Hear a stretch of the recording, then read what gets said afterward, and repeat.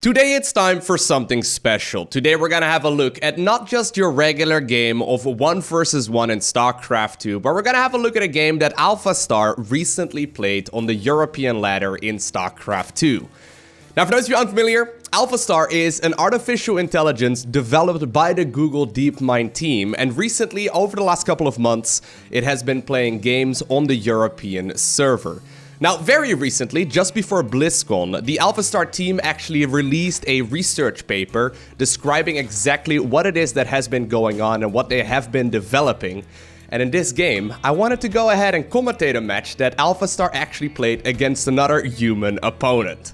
So spawning here, in the bottom right-hand corner of King's Cove LE and playing with the red Zerg drones, we are looking inside of the main base of AlphaStar. Now, I guess for privacy's sake, they have decided to essentially name the opponent a little bit differently than their regular nickname. Playing here with the blue Protoss species, we have none other than, I guess, Grandmaster Player? I'm not entirely sure. So, a couple of months ago, I actually also published a video where I claimed that I had played AlphaStar, and I am happy to report that indeed that replay was also included with the paper that Google recently published, meaning that indeed I did go ahead and play against AlphaStar. If you're interested in checking out that video, I'll go ahead and post a link to it down below in the description of this one. The replay that you can also download from the blog post that I'll also link with the YouTube link down below in the description. You can download the replay pack. It is called AlphaStar Mid_53_TVZ. That's the game that I personally played against AlphaStar, and actually in that replay they've also successfully renamed my account to be called, I think it's like Master League or Grandmaster League, something along those lines.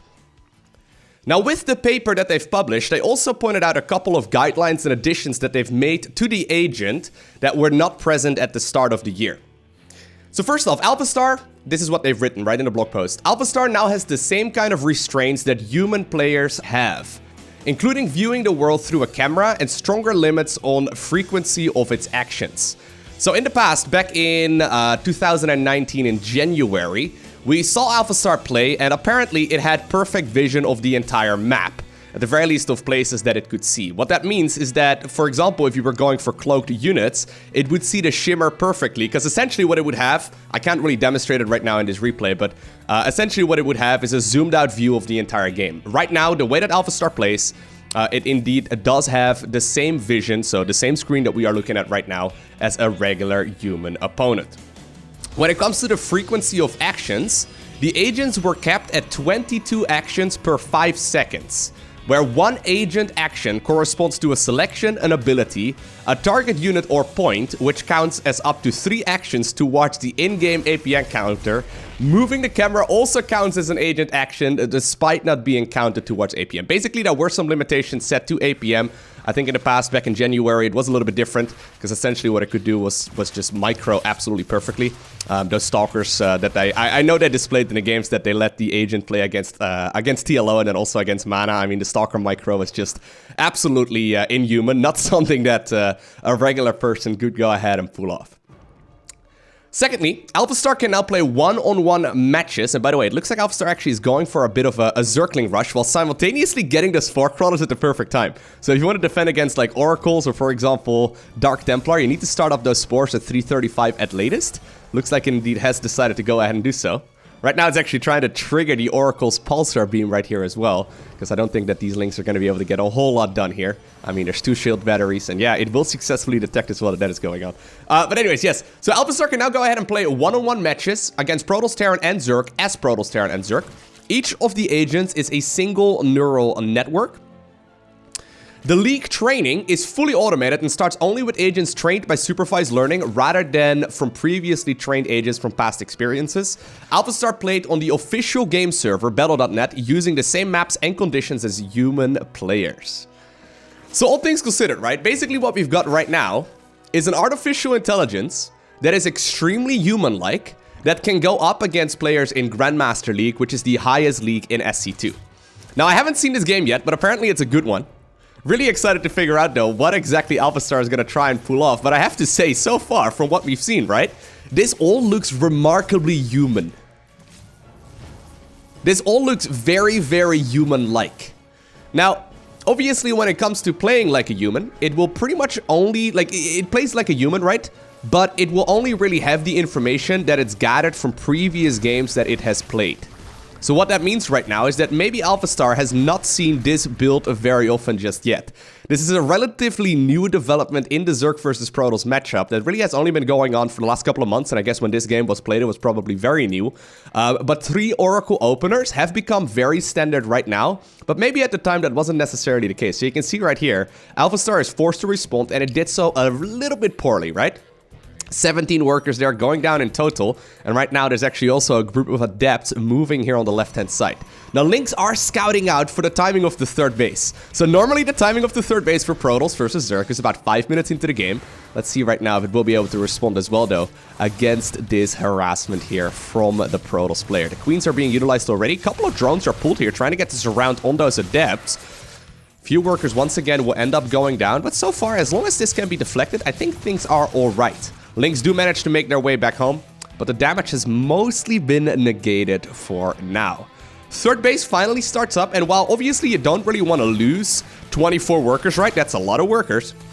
This is definitely not a game where AlphaStar has already lost, because that third base of Protoss is significantly later than we would like to see it. It's kind of creepy though, right? So one of the principles that I teach when it comes to playing the Zerg pieces in StarCraft 2 is the rule of one gas. And basically what that rule is, it's not a really strict rule, right? But it's basically usually the best option to play Zerg versus Protoss if you decide to go for one single extractor in the early game and then drone up your bases entirely on minerals first. So you basically go for like 50 workers all on one gas, and then you get the additional gases going. And essentially just by playing against, I guess, you know, other humans and maybe against other AlphaStar opponents, this AlphaStar AI has also figured out what is considered to be the standard in a regular match of ZVP. It's doing things extremely human-like. Like, for example, the timing right there of those spore crawlers, the amount of queens that are built, timing of that roach warren as well, the amount of roaches right now that's being produced. Generally speaking, that's the amount that you need in case you want to go up against like any follow-ups that Protoss can usually go for, especially in this matchup. But really what it's trying to do right now, it's trying to go up to about 66 drones before producing too much army, and that's essentially what it has done as well. It's been taking additional bases whenever it has additional resources available, and it's really, like, I know I've said this a couple of times already, but it is surprisingly human-like. If you would not have told me that this is an AI playing, I would have probably assumed it was just a regular human, right? This looks very, very normal. Now, I don't think it's really going to be able to do much of an attack here just yet. Nah, don't think so. I actually had a bit of a chat over at BlizzCon with the Google DeepMind team. They were watching the WCS, the World Championship Series, right in the row behind me, and they mentioned that while they were playing against me on the Google DeepMind AI, they were actually observing the games from their London headquarters. So basically what went down is that they were paying attention, they were watching my stream while I was playing against the agent. And apparently what they said is that oftentimes AlphaStar, it always goes for the highest probability moves, right? Oftentimes AlphaStar does not leave games by itself, because technically speaking, especially on Terran, right? If you can lift up your structures, there's a chance of winning. There's always a moment that you can come back. So apparently they had to manually GG it out, because otherwise it would have just stayed in the game and floated all the structures until the absolute last possible second. So a lot of these games, if AlphaStar loses, at the very least, they did have to go ahead and manually get rid of the agent in the game. But anyways, here we go. Big push. Now, interestingly enough, AlphaStar decided to bring the queens. That is a relatively common thing that we see in ZVP right now, especially when the creep spread is a little bit further through the center of the map. But I kind of like this position here. In one of the panels at BlizzCon as well, oh, great micro there on that one Zergling, trying to trigger that stasis ward. In one of the panels at BlizzCon, TLO, who's been, I guess, the lead pro gamer on this research, he actually mentioned that apparently, if you see AlphaStar attacking, you know it's gonna be a bad fight for you, because it knows exactly when it needs to go ahead and fight. So in this scenario, since AlphaStar is the one on the offensive, apparently if you're a player going up against AlphaStar, it's a bad sign, because it has already figured out that it is indeed ahead in these kind of engagements. When it's backing off, you know that the fight is likely in your favor instead. So we'll see how this fight is gonna go. AlphaStar pushing up the ramp right now. Trying to pop as many of these force fields as possible. Shield battery's pretty low here on energy as well. Decent micro there by the Grandmaster level player, who now once again brings those oracles forward. But guess what? The queens are here. They're going to be able to target fire it down just fine. A lot of Ravagers available. They're raining a whole lot of corrosive biles. Now, in these scenarios though, as Zerg, while this is certainly a good position to be in, it is very easy to overextend. Two Immortals now join the fray as well. Zerglings are the primary source of reinforcement here for AlphaStar, which is great and all, but with good micro, that Warp Prism can keep a lot of these Protoss units alive relatively easily. Love the corrosive biles as well, actually. You know what? A lot of human players would just simply spam them all at once, but look at this. It's basically keeping up a constant rain of corrosive biles, and maybe that's one of the things that humans can learn from it, right? Usually what happens in human matches, I suppose, with Ravagers in particular, is that Zerg players just sort of spam the corrosive biles, and then they go back to doing whatever they were doing previously, right? However, right here, AlphaStar is essentially throwing a couple, and then a couple more, and then a couple more, and then a couple more, forcing the Protoss player to stay back and allowing the Zerg army right there to, well, it tried to lay down some creep tumors. That's not gonna happen. I'm sorry, it's not gonna happen. But it did allow now to get that third base here killed for the Protoss. That's a lot of Archons and Immortals though. So the third base is gone, but Protoss definitely is not out of this game yet. Keep in mind, whenever you move off creep with these queens, they're not gonna be able to make their way back home. Love the fact actually as well that it didn't transfuse there. I mean, the transfuse obviously would have been nice, but it has a limited amount of actions. So the transfuse probably would have been a wasted amount of actions, and it actually successfully deduced that with the information that it had. Anyways, I think it is about time that AlphaStar backs up here, yeah. That Archon Immortal Bull is not gonna happen. One more queen is also a lamp to the slaughter, I guess. It's a little bit sad. I mean, it managed to get one transfuse up, but it's not gonna, oh my god, another one. Stop feeding in! In the meantime, though, a couple of Zerglings did make their way past that wall, continuously trying counterattacks. And this kind of play really reminds me of what the top level Zergs do, right? This is especially something that Raynor executes all the time. Whenever there is an opportunity for a run by, he will take it and he continuously threatens it. And that's exactly what AlphaStar is doing as well. Once again, this is extremely human-like. This does not look like robotic play, right? So if you have a look at the actions per minute here, you can see that AlphaStar does peak at about 500, 550, I think is what I saw there. But that is not something that is considered ridiculous or over the top. Like, that is something that we see at the top level of play in StarCraft 2 as well. I mean, I know for some people that may seem ridiculous, but the top level players will reach up to, like, I don't know, 600, 700-ish APM in crazy battles, especially when using, like, rapid fire and all that, but they will go up to, you know, like 10, 12 buttons a second. This is not unheard of. So I actually am going to leave this screen open for a little while as the Protoss counterattacks, because I want to see where it peaks at. I'm really curious. I don't think it's going to peak too much at all. Whereas Protoss might peak a little bit harder, especially when it starts to pick up micro. And speaking of which, oh, did you see that? The Queen's target fired it down beautifully. And with the Warp Prism gone, you know what? This is not going to be a fight that the Protoss can win. What great target. Like, it's so human-like. It's kind of ridiculous how much that all looked like a human controlling a Zerg army. Hold up, so I actually want to go back all the way to the beginning of this replay, and we'll just watch it at like ×8 speed. Because I was busy talking about, you know, some of the attention points that I wanted to bring up at the beginning of this video. So even right there, right? I don't know if it does this specifically on this map, but on most maps in StarCraft 2, and this map is actually not in the current map pool anymore on King's Cove. We don't really see this map pool too often because it's not in the ladder map pool right now. Maybe some tournaments are still playing it, but regardless, this was played a couple of months back, right? Regardless, on most maps, you can actually not go for a 17 hatch. The reason for that is that if Protoss scouts early enough with a probe, they can actually like basically deny your natural expansion from going up, forcing you to take the third or go for a pool first or something along those lines.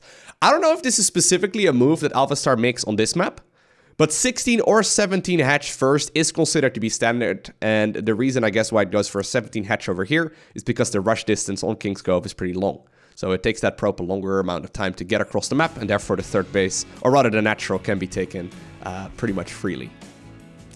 So, Hatch Gas Pool is the standard in the Zerg versus Protoss matchup. There we go. Rallying, indeed, from the larva. Oh, well, that was a little bit of a weird movement. But it's going hatch gas pool. Okay, so normally when we see the third base go up, it's around the 30 to 31 or so supply count. We'll see what it does over here. So usually you go hatch gas pool, you go link speed and then pull 1 or 2 drones off gas. You make 2 sets of Zerglings, 1 to 2 sets of Zerglings, and then you rally the 28th drone. So I think that's this one, or maybe it's one in the main here, kind of depends on the macro. But usually you rally the 28th drone over towards the third base. Now, it's actually hitting a supply block here. So this is a 28 Overlord, which is very, very late. So I guess it is banking on this third base coming up, and this is definitely not the perfect move. There were some, you know, there's always, if you can't reliably get the third base up and you depend on that with your build order, this Overlord, actually it's not that one, it's the other one that was just made, but that Overlord should be made a little bit easier, or a little bit earlier. But still, all of it still looks remarkably human, right? So apparently, by the way, for those of you curious, the MMR of the AI has peaked around I think like 6.1, 6.2K. Which is just around the bottom tier of pro gamers. So most of the pro gamers seem to hover around like 6.4, 6.6, 6.8, right? So obviously you have the tippity top of the skill level. Those guys go up to 7K MMR. That's like the upper echelon of MMR right now. Yeah, no, AlphaStar still has managed to go all the way up to like 6.1, 6.2, which means that it's at that level, right? It can certainly take games off of some of the best players in the world, which is really cool. Also, by the way, at BlizzCon, and I know this is a pretty recent thing that has been talked about a lot in the StarCraft community, but recently at BlizzCon, Cyril ended up playing a couple of games against AlphaStar, and he lost, I believe, like 4 of them, and he won a single one. I was actually talking to him shortly after those games, and he mentioned, well, those games were very, very close, and the agent is pretty good, but I didn't get to use my own gear. So, you know, it's like playing football without, you know, having your own shoes on, right? Like everything just doesn't fit perfectly and it's just a little bit more messed up. So I think if those games were played with Cyril's regular keyboard setup and his regular mouse and mousepad and headphones and everything, right? He probably would have been much more comfortable because, well, obviously, like you could probably also not change your hotkey setup, right? So not being able to change your hotkey setup and all that definitely comes into effect, and it certainly makes a difference at the highest level of play. Wouldn't be surprised if with default settings and with a standard mouse and keyboard, Sarah would probably be a couple hundred MMR below, you know, what he actually plays at. But regardless, like there's no denying that the AlphaStar AI has become a lot more competent over the last year when it compares to the very first AlphaStar that we saw back in January. Okay, so I mentioned this briefly during the cast, but if you want to defend against an Oracle, or you want to defend against, for example, Dark Templar. Against Dark Templar, you can get the spores a little bit later. But against an Oracle in particular, you need to start up your spore crawlers at latest at 335. So right now we're at 332. And the spore crawlers actually come up. Which is pretty awesome, right?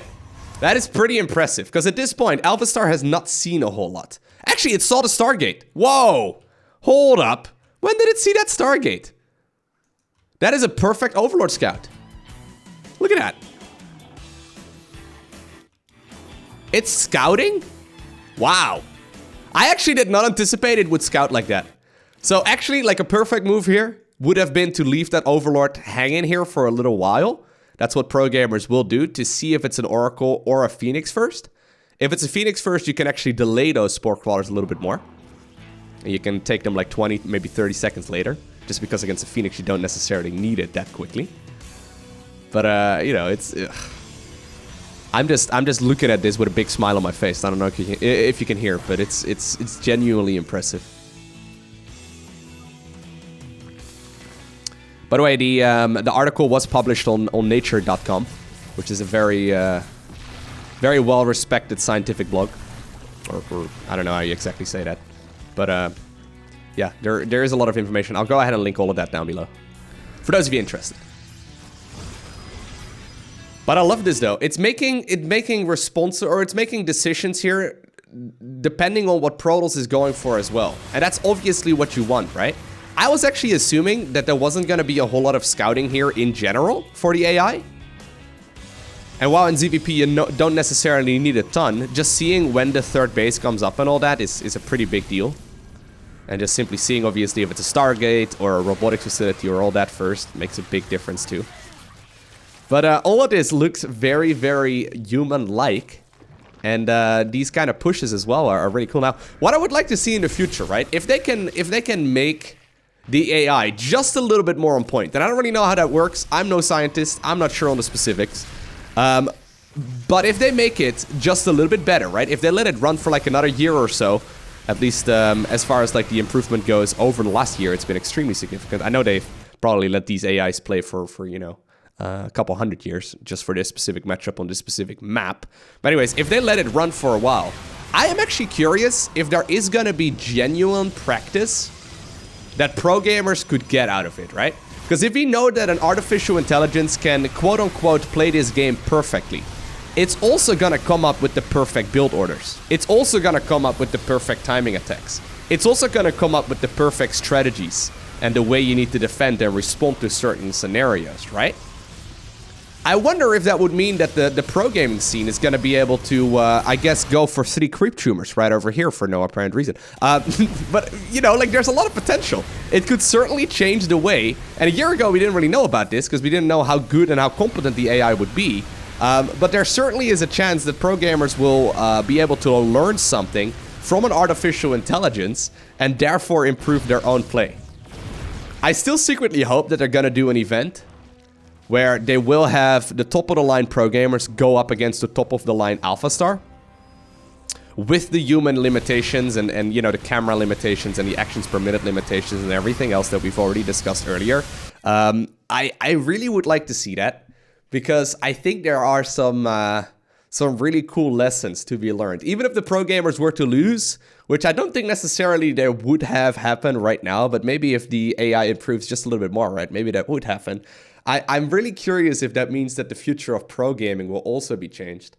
Because, I mean, technically speaking, if an artificial intelligence is as close to perfect in a game with limited information like StarCraft 2, it must also go for what is considered to be the strongest strategy. And maybe that's something we haven't even figured out yet. That would be awesome. Anyways, I hope that you enjoyed watching this video. If you did, make sure you hit that like button down below. If you want to see more about AlphaStar, I will post more content as more things go live. So as long as we learn new information, I will try and share it with you as well. So click that subscribe button if you're interested. But for now, I want to thank you very much so for watching. Have an amazing day, okay? Do not forget to smile, and I will see you once again in the next one.